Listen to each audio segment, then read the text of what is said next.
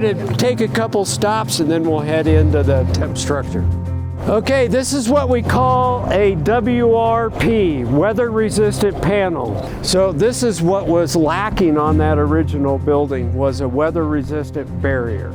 This is a 3.5-inch thick insulated aluminum sandwich panel. When they built this skin piece here, this outside layer, they flip it upside down and they fill it full of water and let it sit for 15 minutes to an hour just to make sure there's not a leak. So this building will be tested more than any other building I've ever built, and maybe more than any other building in the country. In 50 or 60 years, when it probably needs to be resealed, the building will not have to come out of its function. It can still function, and they can pull the cladding panels off, remove the sealant around the perimeter and reseal it, put the cladding panel back on while the building still holds services. So the design, the engineers did an amazing job. And in our spec it says you will match the original champagne hue of the building. We didn't quite know what that meant. And about a month later we came across an original spec, and that spec noted it's chemically brightened, which pits the surface, makes it even more reflective. And Dwayne Boyle, who is the campus architect here for 42 years, worked with Walter Nash. And he goes, oh my gosh, he goes, Walter called this a living building, and the only one on the campus. And he goes, that's why he wanted it to patina, to change over time and to change throughout the day and throughout the season. So we were able to discover what made it reflective, what gave it that hue that it had that no other building on the campus had. Without that discovery, it would have never looked quite the same. So that was probably the greatest discovery we had on the project.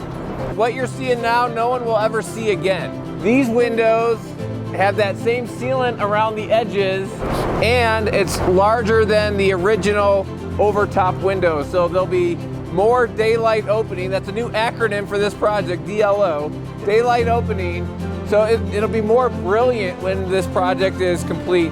During abatement, if you can imagine, we'd have up to 150 workers down here, first thing in the morning, at lunch, and at the end of the day. Now that we're working on the skin, that's only accessible by lift. We're working 2 shifts right now because of the lift constraints. So in the daytime, we have the glazers and the tinners working on the building.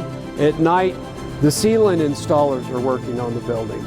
So we're already working 16 hours a day, 17 hours a day. The tinners are working 9 hours, glazers 8. So we're already working over 2 shifts, and we're going to continue to do that until we get through the skin system. A lot of things have kind of fallen into place, and we kind of hit a rhythm now with this acceleration of we have a new target to complete, and we've shuffled the schedule around. What was linear paths, now we're doing in parallel. We're going to attack it with additional manpower, additional equipment, where it makes sense.